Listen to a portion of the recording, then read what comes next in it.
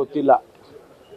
ಅವರು ಸೆಪ್ಟೆಂಬರ್ ಅಕ್ಟೋಬರ್ನಲ್ಲಿ ಬದಲಾವಣೆ ಆಗುತ್ತೆ ಅನ್ನುವಂಥ ಮಾತನ್ನು ಆಡಿದ್ದಾರೆ. ಅವ್ರಿಗೆ ಯಾವುದೋ ಮಾಹಿತಿ ಇರಬೇಕು. ಇಲ್ಲದೇ ಇದ್ದರೆ ಒಬ್ಬ ಜವಾಬ್ದಾರಿ ಸ್ಥಾನದಲ್ಲಿರ್ತಕ್ಕಂಥ ಸಚಿವರು ಆ ಮಾತನ್ನ ಹೇಳೋದಕ್ಕೆ ಸಾಧ್ಯ ಇಲ್ಲ. ಅದು ನೀವು ಅವರನ್ನೇ ಕೇಳಿದರೆ ವಿವರವಾಗಿ ಹೇಳ್ತಾರೆ. ಜಾರಕಿಹೊಳಿ ಅವರು ಕೂಡ ಅಲ್ಪ ಸ್ವಲ್ಪ ಬದಲಾವಣೆ ಆಗುತ್ತೆ ಅಂತ ಹೇಳಿದ್ದಾರೆ ಸರ್. ನಿಮ್ಮ ಗಮನಕ್ಕೆ ನನ್ನ ಗಮನಕ್ಕೆ ಯಾವುದೂ ಇಲ್ಲ. ನಮ್ಮ ಇಂಟೆಲಿಜೆನ್ಸ್ ಕೂಡ ಮಾನ್ಯ ಮುಖ್ಯಮಂತ್ರಿಗಳ ಹತ್ರ ಇದೆ, ನನ್ನ ಹತ್ರ ಇಂಟೆಲಿಜೆನ್ಸ್ ಇಲ್ಲ. ಆದರೂ ಕೂಡ ನನಗೆ ಯಾವುದು ಅಂಥ ವಿಚಾರಗಳು ಗೊತ್ತಿಲ್ಲ. ಅವರು ಅವರವ್ರ ತಿಳಿದಾಗೆ ಅವ್ರಿಗೆ ಮಾಹಿತಿ ಏನಿದೆಯೋ ಗೊತ್ತಿಲ್ಲ, ಅವ್ರ ಹೇಳಿಕೆಗಳು ಕೊಟ್ಟಿದ್ದಾರೆ, ನನಗೆ ಗೊತ್ತಿಲ್ಲ. ಅದು ಯಾವ ಗ್ರಿಪ್ಪು ಕಳ್ಕೊಂಡಿಲ್ಲ, ಏನು ಕಳ್ಕೊಂಡಿಲ್ಲ.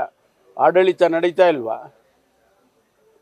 ಟೀಕೆ ನೋಡಿ, ಟೀಕೆ ಟಿಪ್ಪಣಿಗಳು 2013ರಿಂದ 2018ರವರೆಗೆ ಇರಲಿಲ್ವಾ? ಟೀಕೆಗಳಿರಲಿಲ್ಲ. ವಿರೋಧ ಪಕ್ಷದವ್ರು ನಮ್ಮನ್ನು ಟೀಕೆ ಮಾಡ್ತಾ ಇರಲಿಲ್ವಾ? ಈಗಲೂ ಮಾಡ್ತಾ ಇದ್ದಾರೆ. ಆದರೆ ಗ್ರಿಪ್ ಕಳ್ಕೊಂಡ್ಬಿಟ್ಟಿದ್ದಾರೆ ಅಂತಂದರೆ ಏನರ್ಥ? ಆಡಳಿತ ನಡೀತಾ ಇಲ್ವಾ ರಾಜ್ಯದಲ್ಲಿ? ಸಣ್ಣ ಪುಟ್ಟ ಘಟನೆಗಳು ಎಲ್ಲಾದರೂ ಲ್ಯಾಪ್ಸಸ್ ಇದ್ದರೆ ಅದನ್ನು ಸರಿಪಡಿಸ್ತಾರೆ. ಮುಖ್ಯಮಂತ್ರಿಗಳಿಗಿರ್ತಕ್ಕಂಥ ಅನುಭವ ಬಹುಶಃ ಯಾರಿಗೂ ಇಲ್ಲ. ಅಷ್ಟು ಅನುಭವ ಅವರಿಗಿದೆ ಆಡಳಿತ ಮಾಡಿ. ಅದರಿಂದ ಇವೆಲ್ಲ ಸ್ವಾಭಾವಿಕವಾಗಿ ಟೀಕೆ ಟಿಪ್ಪಣಿಗಳು ಅವೆಲ್ಲ ಬರ್ತಾ ಇರ್ತವೆ. ಅದನ್ನೆಲ್ಲ ಮೀರಿ ಅವರು ಆಡಳಿತ ಮಾಡ್ತಾರೆ. KN ರಾಜಣ್ಣ ಅವರು ಹೇಳಿದ್ದಾರೆ ಸರ್, 2013ರ ಸಿದ್ದರಾಮಯ್ಯ ಈಗಿಲ್ಲ ಅಂತ ಅವ್ರು ಪದೇ ಪದೇ ಉಚ್ಚಾರ ಮಾಡ್ತಿದ್ದಾರೆ. ಆಯ್ತಪ್ಪ, ಒಂದು 4-5 ವರ್ಷ ಹೆಚ್ಚಾಗಿದೆ ವಯಸ್ಸು, ಆಯ್ತಾ? ಸ್ವಲ್ಪ ಸಾಫ್ಟಾಗಿ ಕಾಣಿಸ್ಬೋದು ನಿಮಗೆ. ಆದರೆ ಅವ್ರೇನು, ನನಗನ್ಸುತ್ತೆ ಅವ್ರೇನು ಸಾಫ್ಟ್ ಗಿಫ್ಟ್ ಏನಿಲ್ಲ. ಪವರ್ ಸೆಂಟರ್ಗಳು ಜಾಸ್ತಿ ಆದಂತ ಸರ್ ಸರ್ಕಾರ ಮತ್ತೆ ಪಕ್ಷದಲ್ಲಿ, ಹಂಗಾಗಿ CM ಯಾವ ಪವರ್ ಸೆಂಟ್ರು ಇಲ್ಲ.